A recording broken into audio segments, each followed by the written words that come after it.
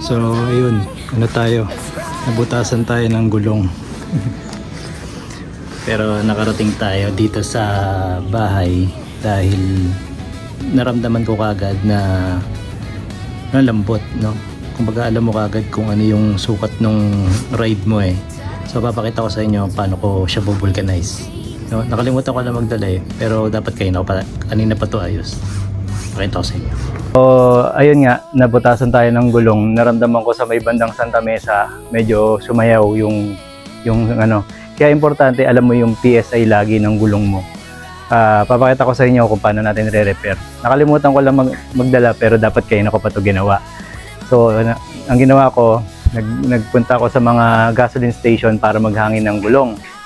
So pagka na-reach ko na yung gulong, papasobra ako mga 2 PSI para makarating para sa destination ko.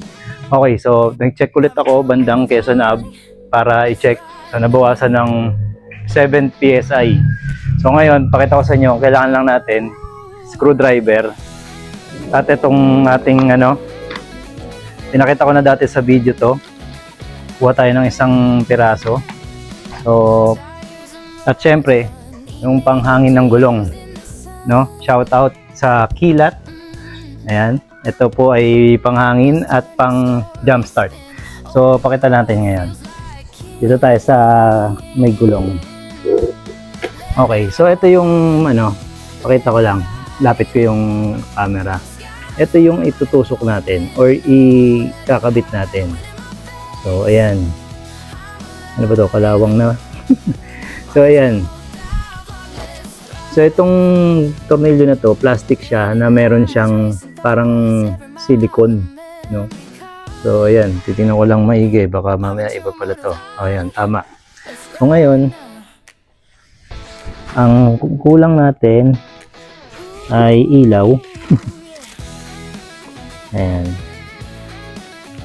Ayan. So hanapin natin yung butas. So pakita natin yung butas. Nakita ko na to kanina. May nakatusok talaga sa kanya. Ayan. Eto, hindi pa. Ayun, naririnig ko siya. Nasaan na?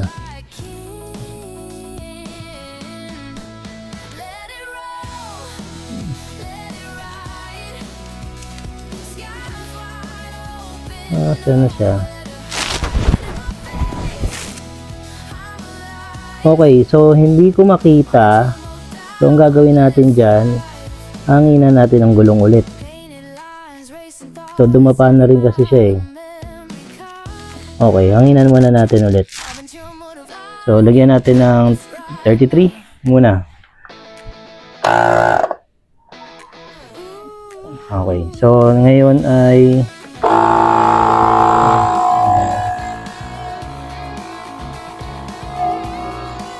ayan. Ayan, ubos na ubos. 7 PSI, yan. So, gawin natin 33 yan. Mabilis naman siya eh.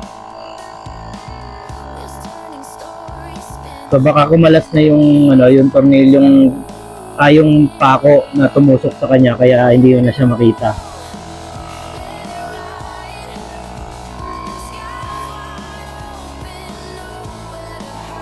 Ayan, 13, 14, so, syempre, shoutout ulit natin ang Kilat. Ayan. So, ito rin po yung brand nung ginagamit kong air blower, no?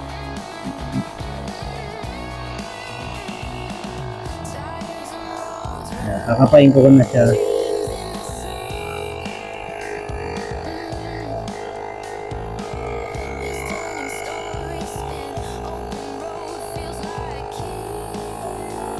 ...21 PSI.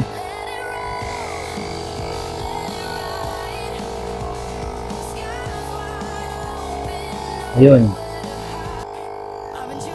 Ito. Ito ka na.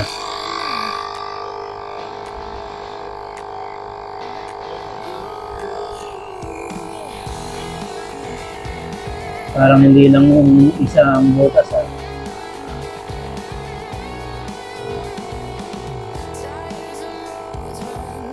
So, patitigasin muna natin yung gulong. 25 na. Siguro kahit ano lang.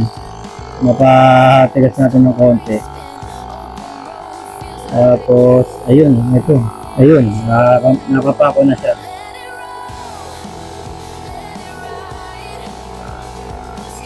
Ayan, naririnig. Hindi rin natin makakabit kasi yun kung kung tawag dito, kung malambot yung gulong. Kaya kailangan matigas talaga. Ayan, tinakpan ko ng konti ng daliri para bumilis ng konti itong natin. Paghahangin. Ayan, 27 na 28. 23, 25, 28.5, 29. Ayan, naka-automatic yung ilaw dito. Ayan, 29.5.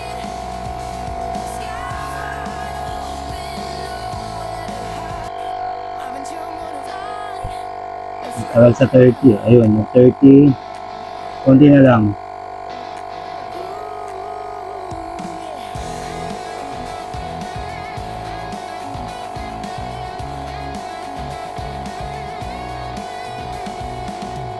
Okay, kahit 32.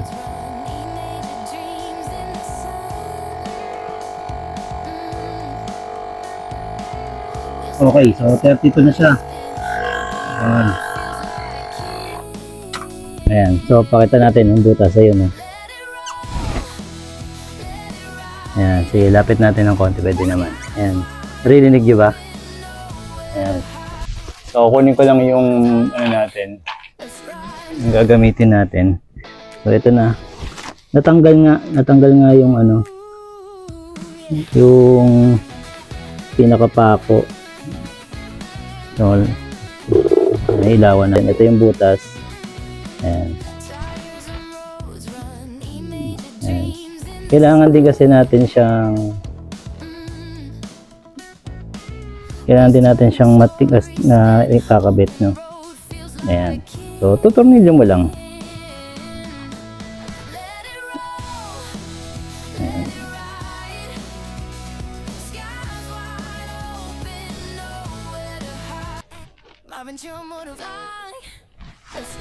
Actually, na siya.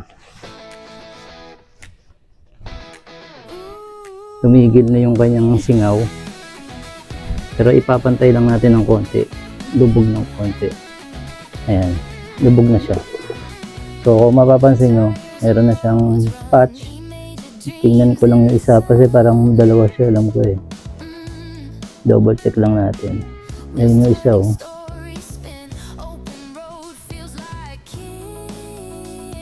So, hanginan muna ulit natin para mas marinig natin kung talagang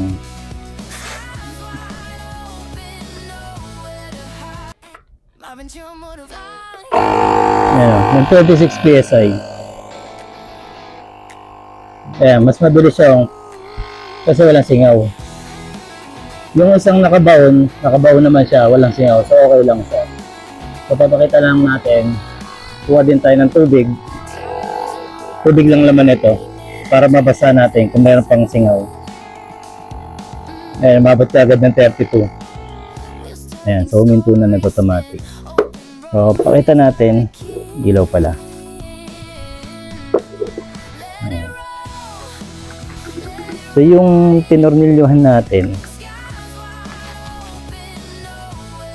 ito yung isa. Hindi. So, basahin muna natin yung ito yung isa, yan. Wala singaw, di ba? So, paano malalaman kung may singaw nga? Kaya bumubula po yan, no? Yan. So, wala talaga. Wala rin ako nararamdaman. So, ito yung tinornilyo natin. Nagamit natin yung pang emergency na yan. Ayan. So, wala na siya. Hindi siya bumubula. Ayan.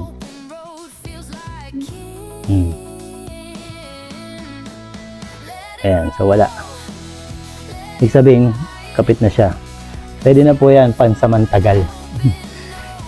So, hindi nyo po kailangan automatic yung ilaw natin.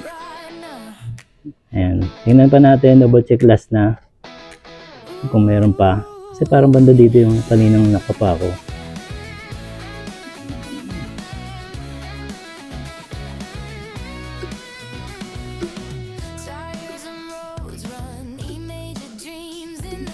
Ayun lang, yun na siya. Okay, so ito. So yun, again, ugaliin lang po natin magbaon lagi ng mga pang ganitong pang do it yourself para po hindi tayo maabala sa kalsada.